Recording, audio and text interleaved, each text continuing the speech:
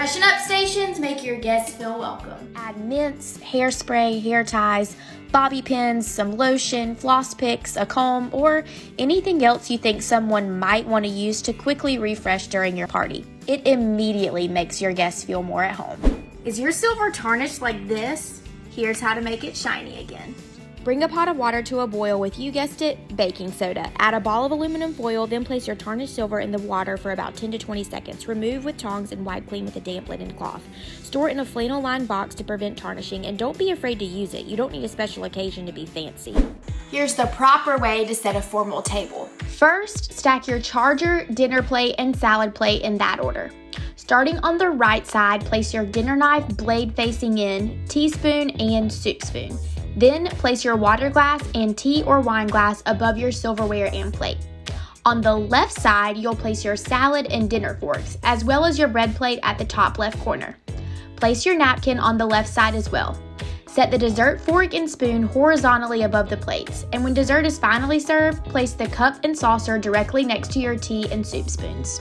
This is the most formal setting, but if you're not serving all of these courses, don't worry. Just take away what you don't need, like the bread and butter plate, the teacup and saucer, the salad fork. Really, you could just be pared down to a dinner fork, a knife, a spoon, a glass, a napkin, and a plate, and there you have it. Just be sure the fork is on the left and the knife and the spoon go on the right.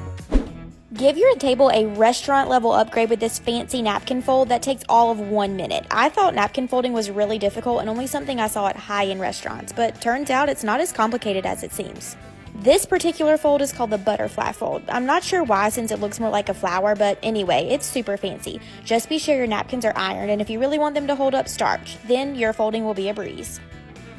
Fancy napkin folds are not just for restaurants. Here are 2 ways to up your napkin game. The first fold looks way more complicated than it actually is. It's called the basket fold and is great for pattern napkins and holding place cards or favors. The second is called the pocket fold. It's great for solids or patterns and helps keep utensils in place when they might need to be moved around, like at a buffet.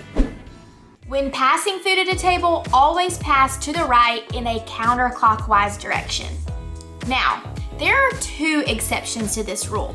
The first one, if the person a couple seats over to your left asks for something to be passed, just go ahead and pass it to the left instead of making the dish make a pilgrimage around the table to make it to that person. The second exception is if your host or hostess initiates passing towards the left or in a clockwise direction.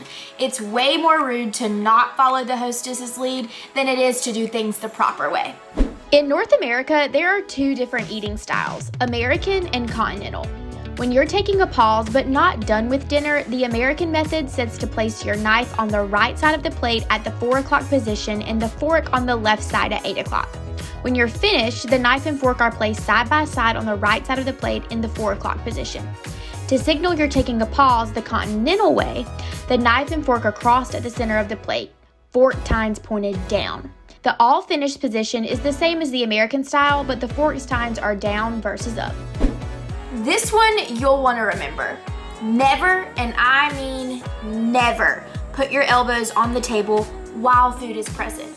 But after dinner and when the conversation starts and the plates have been cleared, feel free to put your elbows on the table to keep the conversation a little bit more casual. I made these flowers out of paper napkins. Here's how I did it. Stack 4 unfolded 5-inch square napkins, then cut them into 1-inch strips. You can alternate napkin patterns or use all the same. It's up to you. Fold the strips in half, then shape the open, unfolded ends into curved petal shapes with scissors. Arrange the strips in a circular pattern, then fold in half 3 times to create a wedge shape. Wrap pipe cleaners or floral wire around the end to secure, then fluff and trim the petals as needed. Use them as garland or place in vases. It's so much cheaper than real flowers, plus they will never wilt. This trick for flower arranging works every time. Start with a vase filled with water. Make a grid on the top of the vase with any kind of tape you have on hand. I like to secure the tape with a rubber band around the rim of the vase. Add your flowers, starting with the biggest ones first, then filling them with greenery that's big enough to drape over the sides to hide the tape. This keeps your arrangements beautifully in place every time. If your hydrangeas are wilted, try this hack for bringing them back to life. Cut the stem at an angle, then smash the end with a hammer or a mallet. This helps the stem drink more. Then boil some water and pour it piping hot into the vase. The next day, your hydrangeas will be back and better than ever. Are you turning your top sheet upside down? You should be. A lot of people think that I learned most of my hosting and decorating tips working at Southern Living, and while all of us on staff definitely learn a lot working here, the truth is most of our best knowledge comes from the compiled total of all of our experiences growing up in Southern households. This tip came from one of our editor's moms. Make your bed with the top sheet pattern facing down so that when you fold down the bed, the colorful pattern faces up. It looks more put together and more inviting to any house guest. If cleaning your ceiling fan is your least favorite part about deep clean day, this pillowcase hack will make it a little better. Use a pillowcase to wipe dust instead of a duster so all the dust gets caught in the case and not on everything underneath the fan. After you're done, wash the case and use it again. This is how you impress your friends with an over-the-top charcuterie board. Start with large blocks of cheese and be sure to cut into them. No one likes to be the first person to cut into something, so it encourages people to eat and it looks better. Add whole clusters of fruit and fold the meat in piles. Don't lay it flat. Put condiments like jam and mustard with spreaders near items people might want to pair them with. Add in different shapes of crackers for texture, then add in something for color like olives and pickles. Nuts and herbs make great final touches, but no board is complete without pieces of chocolate. It's almost too pretty to eat. Here's how to make a salami rose in a mason jar.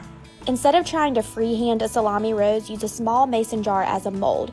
Fold it over the rim of the jar and continue layering until the entire rim is covered. Once you have that, fold each round slice of salami in half and then layer it in the same way.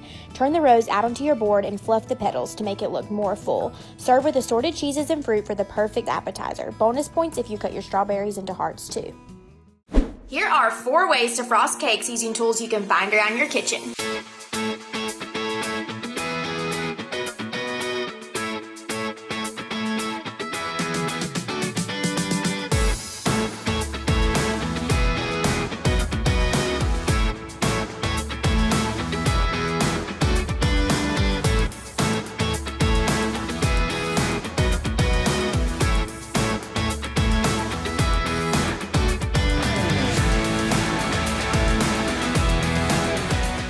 Hate to break it to you, but you've been cutting cakes wrong your entire life. Here's the mathematically correct way to do it. Instead of slicing at an angle like you would a pie, cut the cake in half first, then divide the halves into 4 equal sections. You'll then be able to cut 8 even pieces from each side of the cake instead of guessing at how big the wedges are going to be. This trick is used by wedding planners to get the most out of wedding cakes and has been proved by mathematicians as the right way to do it. Stop crimping your pie crust. Here are 3 fun ways to edge a pie. Start by folding edges under to create a flat edge. Use an antique silver spoon to press an ornate floral design around the edge of your pie. A wooden spoon makes a really cool dot effect. And to get really creative, braid long, thin strips of dough to wrap around the edge and adhere with brushed egg wash. Thank you notes are important. This is how to write one correctly. The rule of 3s helps make it easy. Send the note within 3 days of receiving the gift or attending an event. 3 simple sentences are all it takes. For a gift, tell them thank you for the object and how you'll use it. For an event, tell them thank you for the invitation and recount a specific memory from the event. For both, express your desire to see the person again soon or at a specific event you'll both go to. Be sure to include a greeting and a closing and sign your name. This easy calligraphy hack takes you from plain cursive to beautiful brush style letters in no time at all. First, write your message in cursive normally, then go back over what you wrote, identifying every downstroke or basically just every place your marker made a down motion instead of an up one. Double those lines and fill them in. This mimics the style of a traditional calligraphy or brush letter pen, but you can do it with any writing utensil. I'm using regular washable markers. Keep practicing and you'll get the hang of it.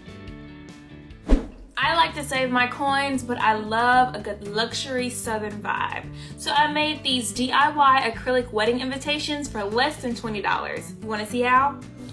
The first thing I did was load my design into the design space after I created it in Canva, printed that, made sure everything was good, did it a few times just to make sure I got it correct. Once it was good to go, I let it run all the way through, printed it, and then began to weed it. I love this part. It is great for my OCD brain. And then I cleaned my acrylic and began to transfer the vinyl to the acrylic, making sure that all of those letters stick and then taking my sweet precious time to make sure that it was perfect.